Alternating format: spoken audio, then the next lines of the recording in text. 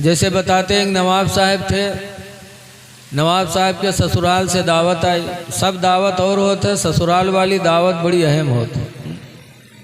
जब ससुराल से दावत है, नवाब साहब के पैजामा रहे पुरान, तो सोची नहीं ससुराल मामला ला नवा पैजामा सियाई ली। तो गए कपड़ा लेके आए पैजामा के, और दर्जी के पास लेके गए दीहिन। दर्जी बड़ा ईमानदार रहा, जत्ता कपड़ा रहा सबके पैजामा बनाए दी जी।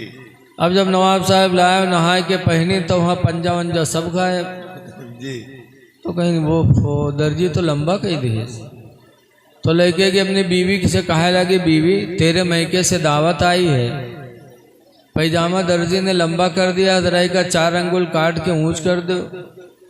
तो 65 साल के खुर्राइट बुढ़िया, गाल छुहारा मेर, मुँह में दांत नहीं, पेटे मात नहीं, नवाब पर बरस पड़ी जी।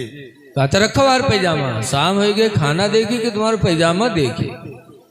लेकिन अब ससुराल के दावत के मामला रहा, तो नवाब साहब पैजामा उठे पतोइया थी गए। उससे कहें बिटिया पैजामा लंबा होगा, 4 अंगुल काट के का ऊंच कर दो। तो 14 सद्दिक पतोइया वह गुर रह गए। कैसे रे अब्बू रखो हर तक देखा जी बात में। तो पैजामा लेके बिटिया के पास गए। बिटिया वो कहे अब्बा का पागल हो गए, सुबह न हो रखो हर तक। बहनिया से कहें तो बहनियों डांट दी। कह रहे भाईजान का होगा है तुमका, रखो काल देखा जाए। मजबूर हो गए बिचरो नवाब साहब खूंटी पर पैजामा टांग दी। खाना खाए के घर वाले सोए गए, नवाबो साहब सोए गए। थोड़ी देर बाद नवाब साहब के बीवी की आंख खुली, तो सोचे हाय हमारा आदमी हमका इतना माना जाना था, एक काम कहीं हम नहीं किया, हमारे आदमी का कितना दुख हुआ हुआ। बगए और खूंटी से पैजामा उठे, तो 4 अंगुल काट के सी के टांग दिए, सोए गए। थोड़ी देर बाद पतोहिवा जागी, तो वह कहे हाय हमारे ससुर अत्ता माना जाना था, और तनिक काम कहीं नहीं सुने, हमारे ससुर का कितना दुख हुआ हुआ। ब उठे गए खूंटे से, वह पैजामा उठे और 4 अंगुल काट के सी के टांग दिए, सोए गए। कुछ रात बढ़े बिटियावा जागी, तो बिटिया कहे हाय हमारा अब्बा इतना माना जाना था, थोड़ा काम कहीं हम नहीं सुने, हमारे अब्बा का कितना दुख हुआ हुआ। वह बिटिया उठी गई, खूंटे से पैजामा उठे और 4 अंगुल काट के सी के टांग दिए, सोए गए। खुद सुबह होए से पहले बहनियाँ जागी, तो वह कहे साहब भाईजान हमका इतना माना जाना था, थोड़ा काम कहीं नहीं सुने, हमारे भाईजान का कितना तकलीफ हो। वह बहनियाँ उठी गई, खूंटे से पैजामा उठे और 4 अंगुल काट के सी के टांग दिए, सोए गए। सुबह जब भय तो नवाब साहब की बीवी कहा था अरे जाओ पैजामा सही कह दिया है, पहन लो। अब नवाब साहब की खुशी ठिकाना नहीं। जल्दी जल्दी नहाए नो, नहाए के बाद गए खूंटे से पैजामा उठे, और जब पैजामा पहने तो पैजामा का हुआ नेकर हो गया जी। तब पैजामा, तब नवाब साहब अपन फुफड़ी पीटे लगे, कहीं हाय ला यू का हो गया। पैजामा कतरा गया तो पैजामा के बजाय नेकर हो गया, और कुरान की आयत कतरी जाएगी तो ईमान कहाँ रह जाएगा। जी सच्ची बात है बेशक। है लोगों, कोई भी बात सुनो तो पूरी बात सुनो, अधूरी बात ना सुना करो। नबी शफाअत करेंगे। बहरहाल नबी से मोहब्बत करो, मोहब्बत रसूल ही सबसे बड़ी दौलत है। बेशक बेशक। आज आला हजरत का झंडा हर जगह लहरा रहा है, क्यों? मोहब्बत रसूल की बदौलत। बेशक।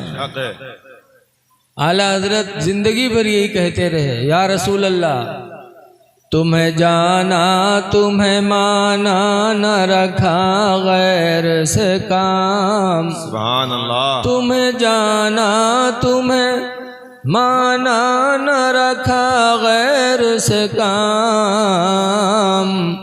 अलिल्लाहिल हम्द में दुनिया से मुसलमान गया।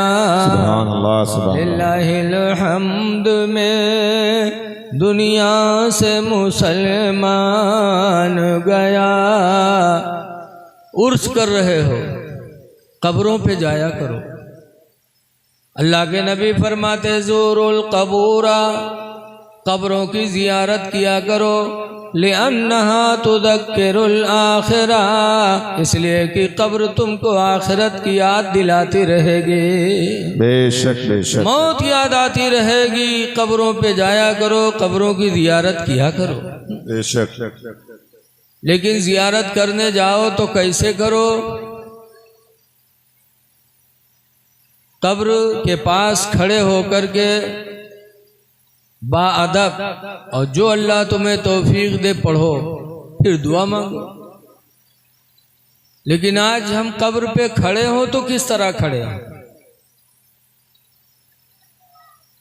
दिल्ली में एक मज़ार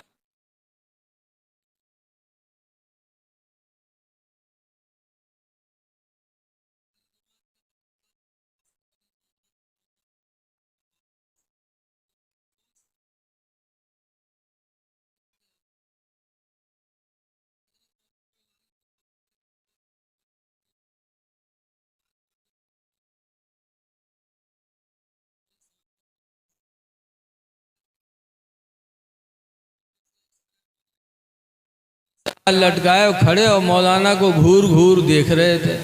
मौलाना जानेंगे कि हमरे गुस्सा थे, लेकिन जब फातिहा पढ़ गए तब कहीं यार तुम क्यों गुस्सा कर रहे हो हमारे ऊपर?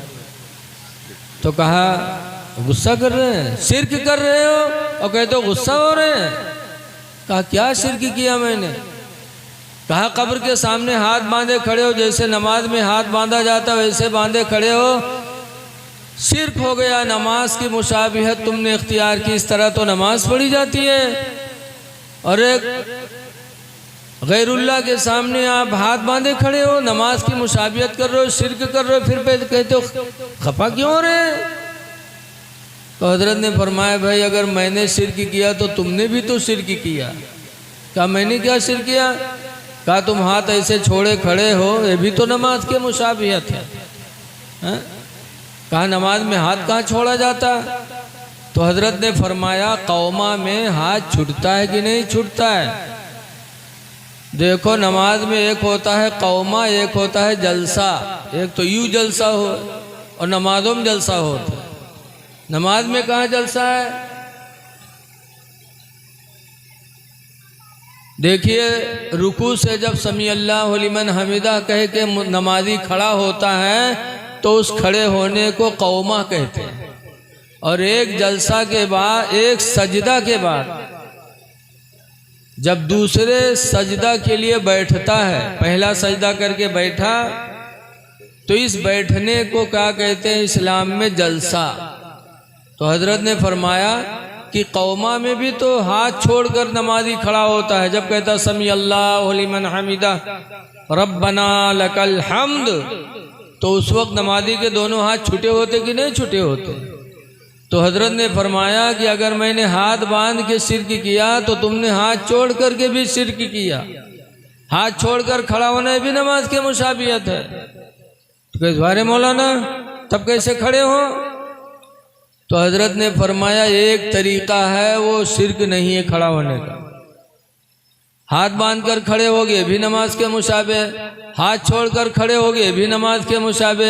एक तरीका बचाए खड़े हो, उस तरह खड़े होगे तो शिर्क नहीं होगा। कहा क्या? तो हजरत ने फरमाया जब कब्र के सामने आया करो तो एक हाथ सर पर रखो, एक हाथ कमर पर रखो। जैसे इतना कहा वो खफा हो गया। हजरत ने फरमाया शिर्क का तुमने ठेका ले लिया है, हर बात पे शिर्क। शिर्क कहते हैं इंसान अल्लाह के अलावा किसी दूसरे को खुदा मानकर उसकी इबादत करे, इसका नाम है शिर्क।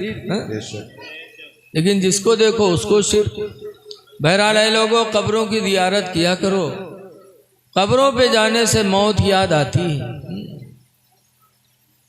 साहबे किराम मौत को याद करते थे तो गुनाह से बचते थे। हर वक्त मौत का ध्यान था उन्हें। हजरत उमर फारूक आजम रदी अल्लाह ताला अन्हु के साहिबजादे अब्दुल्ला मदीने के मदरसे में पढ़ते थे। एक दिन नहीं गए तो हजरत उमर ने कहा बेटा पढ़ने नहीं गए? कहा जब तक आप मुझे नया कपड़ा नहीं बनवा के दोगे मैं नहीं जाऊंगा। कहा क्यों बेटा? कहा ये कपड़ा पहन के पुराना, मैं कल पढ़ने गया था तो मेरे साथी ने ताना मारा था, कहा था तुम अमीरुल मोमिनीन के लड़के और इस तरह कपड़ा पहन के आते हो, हम सब आम आदमी के लड़के, हम लोग अच्छे कपड़े में आते हैं। तो अब्बा जब तक आप मुझे नया कपड़ा नहीं बनवाओगे मैं नहीं जाऊंगा। तो हजरत उमर रदी अल्लाह ताला अन्हु अमीरुल मोमिनीन थे, पूरी दुनिया के प्रधानमंत्री थे समझो, लेकिन हजरत उमर की सादगी का आलम देखो, अमीरुल मोमिनीन है लेकिन बच्चे को कपड़ा बनवाने के लिए पैसे मौजूद नहीं है। तो अपने खादिम को बुलाया और फरमाया या खादिम इज़हब इला बैतिल माल, ऐ मेरे खादिम तुम बैंक चले जाओ, वकुल खादिन बैतिल माली, और बैंक के मैनेजर से जाके कह दो युती अरबात रूबियत अला इसमें उमर अब्निल खत्ताब दैना, कि उमर के नाम पर वो 4 रुपया कर्जा दे दे। उल्लमा यक़दी शहरी, जब मेरा महीना पूरा होगा तो मेरी तनख्वाह से वो काट लेंगे। जाओ 4 रुपये कर्जा मांग लाओ ताकि मेरे लड़के का कपड़ा बन जाए। अमीरुल मोमिनीन है। वो खादिम बैंक गया, जब बैंक के मैनेजर से कहा तो बैंक के मैनेजर ने कहा कि जाके अमीरुल मोमिनीन से कह दो कि उन्होंने कहा जब मेरा महीना पूरा होगा तो मेरी तनख्वाह से काट लेंगे। जाके कह दो कि इस महीना के मुकम्मल होने तक अपनी ज़िंदगी की ज़मानत लिख के दे दें, कि जब तक महीना पूरा नहीं होगा वो जिंदा रहेंगे। जाके ज़मानत लिखवा लाओ वरना मैं दे दूं और उससे पहले अमीरुल मोमिनीन का इंतकाल हो जाए, तब ये आम मुसलमानों का माल है, कौन देगा। जाके उनसे चिट्ठी लिखवा लाओ कि महीना के पूरा होने तक उनकी ज़िंदगी की ज़मानत वो दे दे। वो खादिम आया, हजरत उमर ने फरमाया लाए, कहा हुजूर बैंक का मैनेजर कह रहा है कि जाके कह दो कि इस महीने के मुकम्मल होने तक अपनी ज़िंदगी की ज़मानत लिख के दे दे। जब हजरत उमर ने सुना तो रो पड़े और रो करके अपने बेटे अब्दुल्ला के सर पे हाथ रखा, कहा बेटा जाओ पढ़ो, अगर अल्लाह ने जिंदा रखा महीना पूरा हुआ तनख्वाह मिली तो तुम्हारा कपड़ा बनेगा, वरना अल्लाह जो चाहेगा करेगा। बैंक का मैनेजर मुझसे पूरे महीने की जिंदगी की जमानत मांग रहा है, बेटा पूरा महीना क्या मैं तो अपने जिंदगी की एक लम्हे की भी जमानत नहीं दे सकता, खुदा जाने किस वक्त बुलावा आ जाए। ये सहाबा थे जो हर वक्त मौत को याद करते रहते थे। ऐ लोगों मौत को याद करो। आज हजरत शहीद मर्द रहमतुल्लाह अलैह के उर्स में आप आए हैं। दुनिया से बहुत से लोग जा रहे हैं लेकिन उर्स सबका नहीं मनाया जा रहा है। उर्स उसी का होता है जिसने पूरी जिंदगी अपने खुदा को राजी किया। मौतें भी तरह तरह की आती हैं। आज हमारे तुम्हारे पास मलकुल मौत आते हैं पता नहीं चलता, लेकिन अल्लाह वालों की शान देखो, मौत किसी को छोड़ा नहीं। हज़रत मूसा अलैहिस्सलाम अल्लाह के नबी हैं। हज़रत मूसा अलैहिस्सलाम के पास भी मौत का फरिश्ता आया था। आया मौत का फरिश्ता, सलाम किया। हज़रत मूसा अलैहिस्सलाम ने जवाब दिया। पूछा कैसे आना हुआ? कहा आपकी रूह निकालने आया हो। मूसा अलैहिस्सलाम ने कहा अभी दीन का काम बाकी है और तू रूह निकालने आ गया। खींच के एक तमाचा मारा मलकुल मौत को, इतनी जोर से मारा कि मलकुल मौत की आंखें बाहर हो गई। बेचारे वापस चले गए।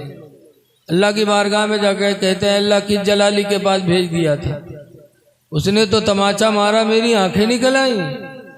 कहते हैं अभी दीन का काम बाकी है। अल्लाह ताला ने अपनी कुदरत से उनकी आंखों को सही फरमाया। फिर फरमाया अल्लाह ने जाओ फिर मूसा के पास और जाके कह दो कि अभी मरना नहीं चाहते हैं तो किसी बैल के पीठ पर हाथ रख दें। जितने बाल उनके हाथ के नीचे पड़ेंगे, हर बाल के बदले में उतने साल की उम्र उनकी बढ़ा दी जाएगी। जाओ कह दो बैल के पीठ पे हाथ रख दें, बैल तो आप लोग जानते हुए हो, अब वो पहचाने में दिक्कत है, जगह जगह टहरत है, खेती बचावे का आफत है। एक तो वो बैल है सड़वे, और एक हमरे तुमरे इंसानों में यह बहुत से बैल टहलत है। इंसानों में बैल होते कि नहीं होते? बहुत बैल है मेरे तुमरे में। हमारे उधर एक मदरसा चलता है फिर बितनी दरगाह पे, वहाँ के मोहतमिम मौलाना अली हसन फारूकी अलैहि रहमा इंतकाल कर गए। पान ज़्यादा खाते थे हजरत। एक दिन बाहर टहल रहे थे, थूकने की ज़रूरत पड़ी तो मदरसे के एक लड़के से कहा, बेटा कमरे में उगलदान रखा है, उठा लो। तो देहात के लिए का उगलदान कहा जाने, यहूँ बहुत से न जानत हुई हैं। अरे उगलदान जिमा थुक्का जाता, गोल गोल होता। लड़का से कहने, बेटा कमरे में उगलदान रखा, उठा लो। देहात के लड़का जाना न रहे, गवाह पूरा कमरा ढूंढ के चला हो। कहे हजरत तुम्हारा उगलदान नहीं है। तो हजरत ने फरमाया उसी में है, जाके देख। तो दोबारा फिर गवाह ढूंढ के चला हुआ, जाना तो तब तो उठा लावे। तो हजरत गए, कहा देख वो रखा है उगलदान, उसी को कहते हैं उगलदान। जब वो उठाए देखे तो कहे हजरत इमा कोनो सार थुक मारी से, हजरत इमा कोनो सारा थुक्की से। तो हजरत ने फरमाया बैल कहीं कहीं ले आओ। तो इंसानों में भी बैल होते बेचारे जो नहीं जान पाते कुछ।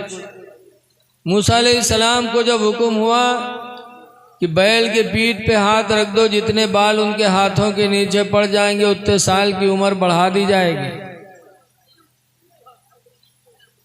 हैदराबाद के आदमी हो तो हाथे न रखत, पूरी पिठियवा सोहरावत है, कितने बाल आ जाए हमारे अंदर, हाँ मरीना। हाँ। लेकिन मूसा अलैहिस्सलाम को जब हुक्म मिला तब मूसा अलैहिस्सलाम फरमाते हैं कि उतने साल जब पूरे हो जाएंगे फिर, तो मलकुल मौत ने कहा तो फिर मैं आऊँगा। तो मूसा अलैहिस्सलाम ने फरमाया जब तुझको आना ही आना है और मुझे मरना ही मरना है तो जैसे कल वैसे आज रूह निकाल ले। रूह निकाल लिया, मूसा अलैहिस्सलाम का विसाल हो गया। ऐ लोगों, ये अल्लाह वालों की मौत है।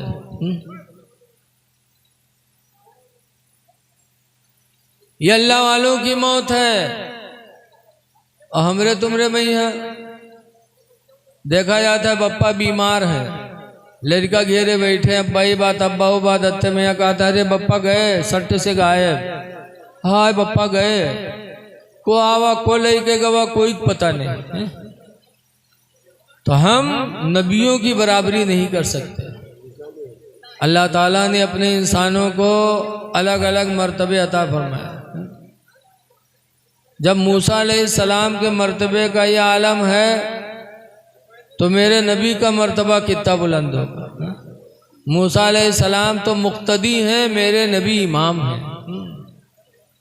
मेराज की रात में हुजूर ने नमाज पढ़ाई थी सबको।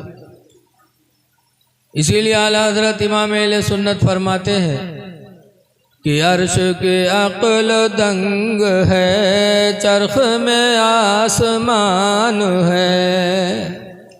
अर्श की अक्ल दंग है, चरख में आसमान है। जाने मुराद अब किधर हाय तेरा मकान है। नारे तकबीर, नारे रिसालत, मसलके आला हजरत, जश्न गौसुल वरा, उलमाए अहले सुन्नत, नारे तकबीर, नारे रिसालत। ऐ लोगों, मौत की तैयारी करो और मौत की तैयारी में हमको आपको किन किन चीज़ों को अपनाना है। आज हम सब आशिके आला हजरत हैं, मसलके आला हजरत वाले हैं। बोलो है कि नहीं मसलके आला हजरत वाले? जी बेशक। लेकिन नहीं मसलके आला हजरत वालों, जरा गौर करो, अपने सीने पे हाथ रखे, क्या आला हजरत हमसे है राजी?